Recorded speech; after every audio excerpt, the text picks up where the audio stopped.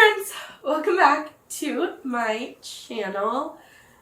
So we are going to be doing wrap-ups slightly differently. This is Jellybean. I'm Alita. These are my books, and you've reached Alita and the Books.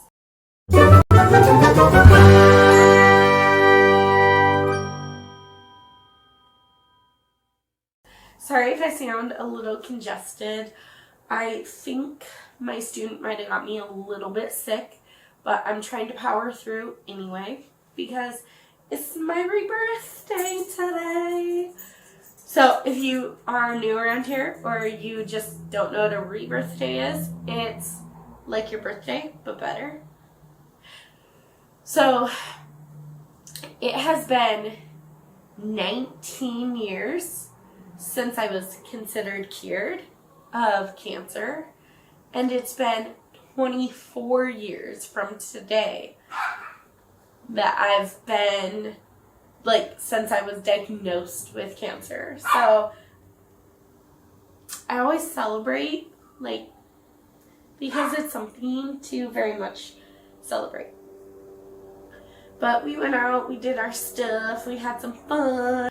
The way that we're going to be doing this slightly differently this year is I'm only going to tell you about my bottom 3 and my top 3 reads. So we're only going to talk about 6 reads.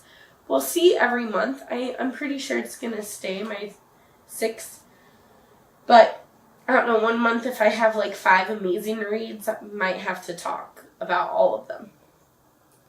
I am going to first go into stats about how many books I read, how many different ratings. I should have the pictures right here, kind of, hopefully, if everything works out. So the first thing is that I read 19 books in the month of January. I read 5,478.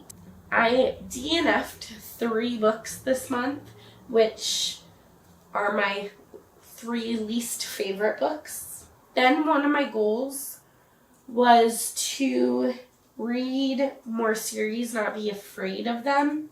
So I'm happy to say in the month of January, 47.4% of my reads were part of series, meaning that 52.6% were standalones, so that's almost even, and I'm okay with having a few more in standalones than in series, but I'm glad that I'm venturing out of my little standalone box and trying new things.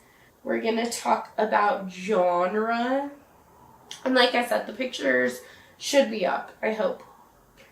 My most read genre is not even a surprise to me. It is a thriller with a whopping 8 books in the month of January. Then I have 3 romance and 3 fantasy books. Now, the fantasy books are all because I'm trying to read a series of Unfortunate Events by Lemony Snicket, the entire series, before June. But I'm doing really good. So I read 3 of them in the month of January, and that is why I have 3 fantasies on here. Then I have 2 contemporary, but I believe the books that are contemporary are actually romance, so you can add that to the 3 romance, and I have 5 romances.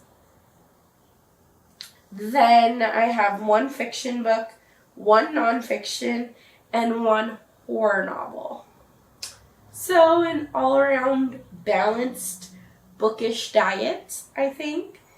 My nonfiction book, I can't find it, but my nonfiction book is Why We Sleep by Dr. Chris Walker. I believe that's his name. And I want to, every month, I want to showcase my nonfiction and the book of the month that I read, just because those are some of my goals. So this nonfiction was good. However, it was very, very dry. The writing was like fine. I don't rate nonfiction books, so I'm not going to give you a rating. But it was like fine. Like I said, it was just kind of dry and just very informational, and like yeah, it was okay. I don't know what else to say about it. My book of the month book for January is actually it's one of these books, one of these 6. It is one that I really liked, so we will get to that later. If it's not in this stack, then I will hold it up and talk about it here, but since it is in the stack, I'm not going to do that. Then there's this little bar graph of different like book length, which I found to be interesting. So by far, my most read length of book is 350 to 400 pages, with 7 books in that span. So you can kind of just look at that for yourself. Then we have star ratings. We have 3 5-star books, which are right here. We're going to talk about them here in a moment. We have 8 4-star books, which is pretty decent. Which is interesting because I think I had 8 thrillers. I know that not all 8 of those are thrillers, but I just thought that that was interesting. Then I have 1 3-star book.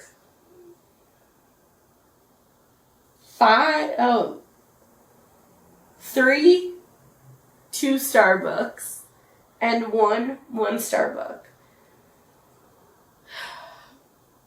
So I think most of these are 2 stars, even though I DNF them. Like, I am trying to use the CalPile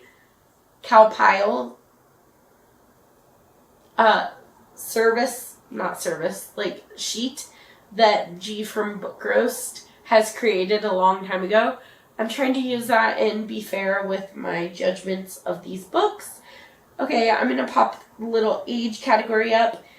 Most of my books are adult books, with 12 of my reads being adult. Then the 3 middle grades that I'm trying to read that series. I have 1 new adult and 2 young adult novels. Then I'm just going to pop a publication year up so you can look at that while I talk. If you need, you may pause it here and look at it. And then I think this one was very interesting to me. I have 8 books that I have read from that author before, and 10 that were new to me. And then I'm going to pop my little number of books per author up here. I'm not going to talk about it, but here it is. Again, you may pause it if that is something that you are interested in. And now we are just going to get into my top 3 and my bottom 3 books. So I'm not going to talk about every single book that I read in a month in my wrap-ups. I'm just kind of going to talk about the stats like I just did. And then I'm going to tell you my favorites and my least favorites. Maybe tops and bottoms. I don't know. I haven't thought of what I'm going to call this yet. But let's start with the bottoms. Which books I didn't like and why. So these are in order of like 3rd place, 2nd place, 1st place, 3rd place, 2nd place, 1st place. Yep.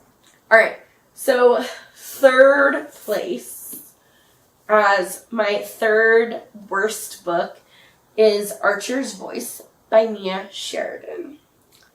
I don't know why I put my computer away because everything's on there. I have wrote reviews for most of my books. I'm trying really hard to write more reviews, but Archer's Voice, I can tell you, like, it's one of the top 100 romance novels of all time on Goodreads, and I had such high hopes because I've heard amazing things about this book. But the thing is that I didn't like the characters. I hated the forced love triangle that they were trying to force upon the situation. That just didn't make sense to me. It didn't work for me. And I really did not understand the insta love of it all. So you follow this girl, Jessica? I don't remember her name, to be honest with you. But she moves to this small town, and she meets this boy named Archer, who's kind of a recluse. He doesn't talk to anyone. He doesn't want anything to do with anyone. He's a mute. And as soon as he lays eyes on her, he falls instantly in love, and it softens his mean heart. And, like, none of this book made sense. I did DNF it, like, 50% in, but, like, I just couldn't with this book. So I think it ultimately ended up getting... Okay, this is the only 1 star. Okay, so I just realized it's actually 1, 2, 3. So this is my worst book. Then they get better from here. But this is the only 1 star book that I had. And this is what I had to say about it. DNF 50%. I had such high hopes for this book, like I already said. The thing is that I hated, all caps, the characters. Bree was a stalker. Oh yeah. Bree is her name, not Jessica, and she was a stalker. It definitely is not a healthy relationship. Archer was weird. It was too insta-lovey for me. Then after they met and fell in love in like 5 seconds, then it became the next installment of 50 Shades of Grey. It was endless smut, and I have found that I like romances more that have a good balance of plot and smut scenes. I just prefer to actually have a good plot, a rich plot. I like my romances to read more like a rom-com or a romance movie where there is substance, not just a porn. Ooh, that's harsh. The forced love triangle didn't make sense. It just didn't work for me at all. There were far too many coincidences. Bree knows sign language because her father's deaf, which meant she could sign to Archer.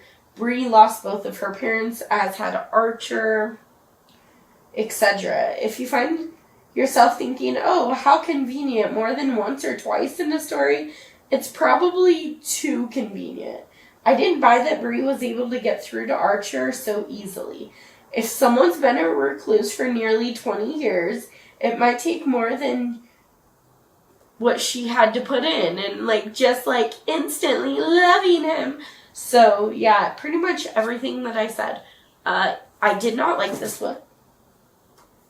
I don't recommend it, but if you did like it, then I'm happy for you. We're allowed to have differing opinions.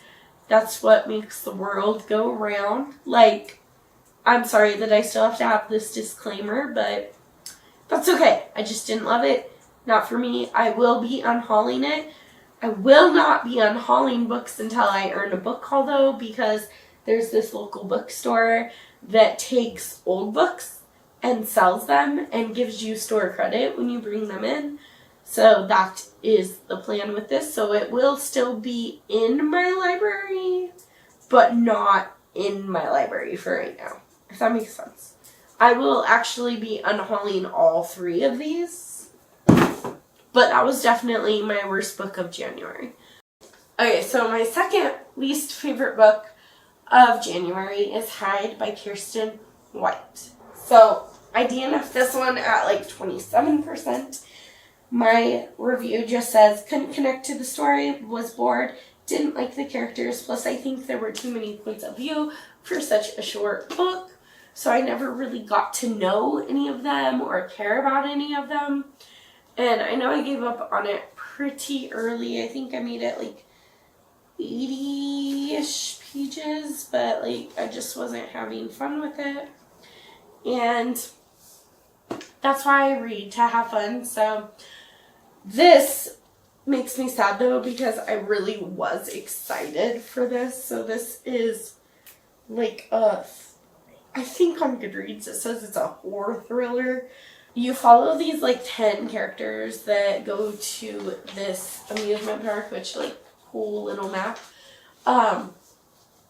They go to this amusement park and they're basically playing hide and seek for 24 hours or whatever. It's a competition, and the last one to be found is the winner of this competition, and they win like a $10,000 scholarship or something. Oh, spend a week hiding in the abandoned amusement park.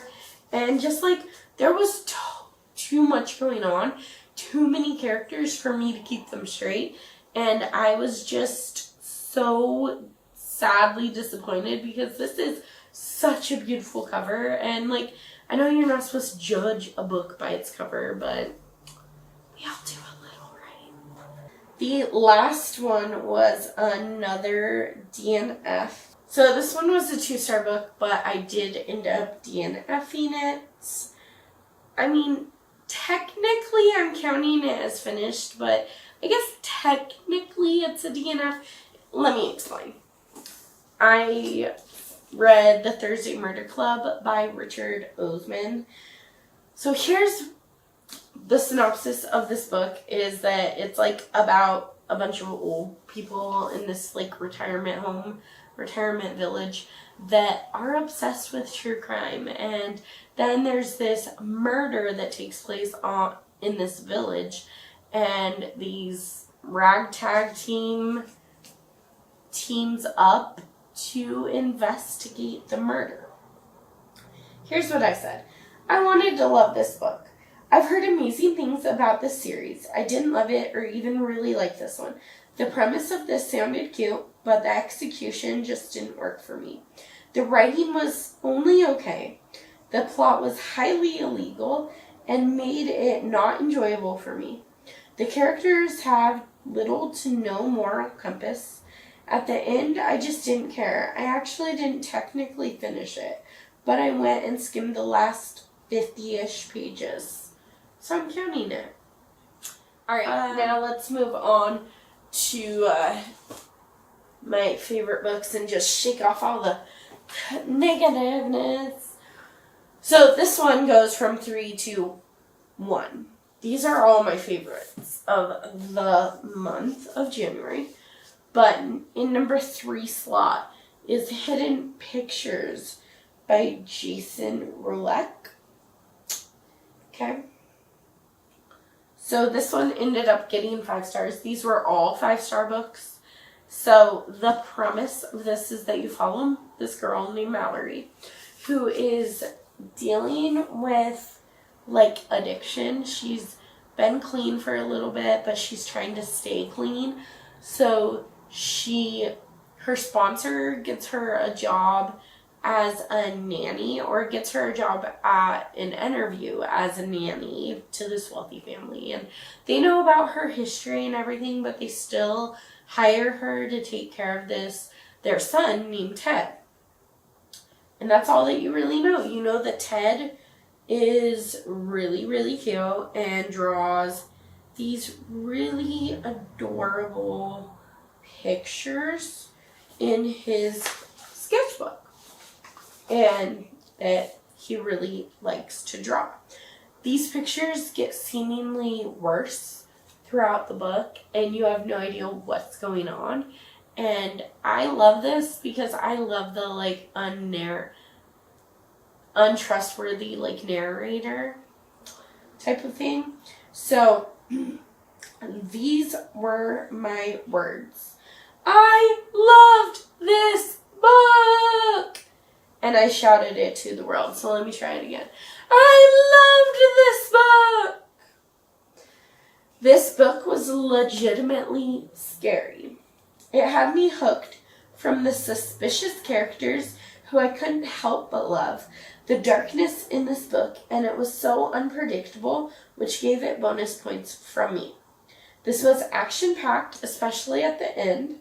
I couldn't put it down, stayed up until 1 a.m. to finish, even though I had work early the next day. This was my first 5-star book of the year. Now, here is the thing. The ending is very polarizing.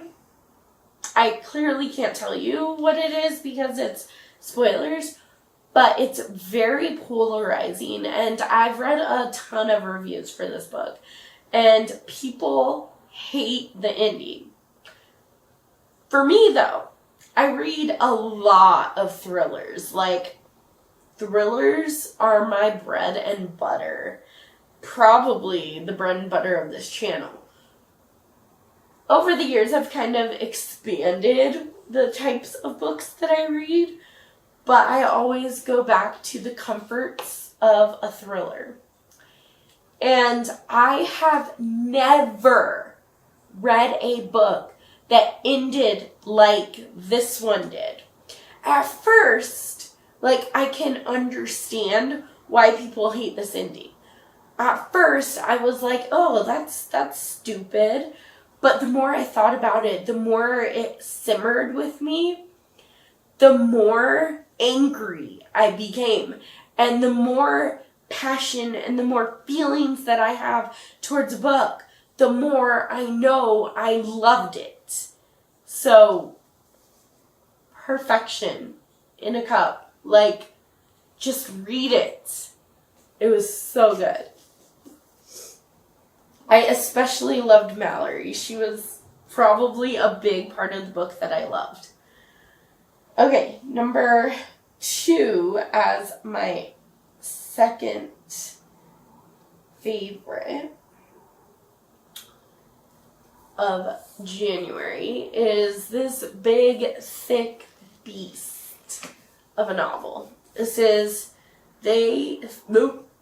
This is Things We Never Got Over by Lucy Score. So this has so many layers. This is one that I put as a contemporary because it has so many layers. It's not just a romance, but there is a romance in it. So this is a contemporary novel about Naomi, who gets this call from her twin sister, Tina, saying, oh, I'm in this small town, come find me. So she goes to the small town, and Tina has caused a lot of trouble, including leaving her 11-year-old daughter for Naomi to take care of. And Naomi didn't even know that she had a niece. So that's what starts this book. Then, you know, as she gets settled in this small town and makes friends and gets a job and things, she might potentially find love with, like, the grumpy asshole neighbor next door. So it's like grumpy sunshine, it's opposites, and like the chemistry and the banter that I felt between the two of them was just so sweet. At first I was just like, I don't like him. I know he's gonna be the love interest, but I don't like him. No, I'm not gonna like this book, but he grows on you. Knox really grows on you, and Knox and Naomi are just so cute together. I absolutely adored this book. I think I read this whole thing in 2 days, and it's like 600 pages. 550 pages. And I read it in like less than 2 days, but I think altogether, if you only count, I think if you count by hours, it was like 30 hours. And I had work and sleep in between those times, but this just made me so giddy. And like, I love the kind of books that have different layers, because in some aspects it's a thriller.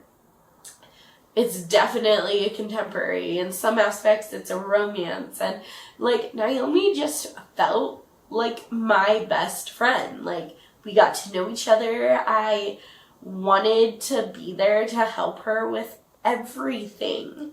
So yeah, I made a new best friend. Sorry, Amanda. Sorry, Michael. You have been replaced. Not really, but oh my gosh, this was amazing. And then my first favorite book is probably no surprise that it is a thriller month book that I will talk about at the beginning if it doesn't make it in my favorites or least favorites list.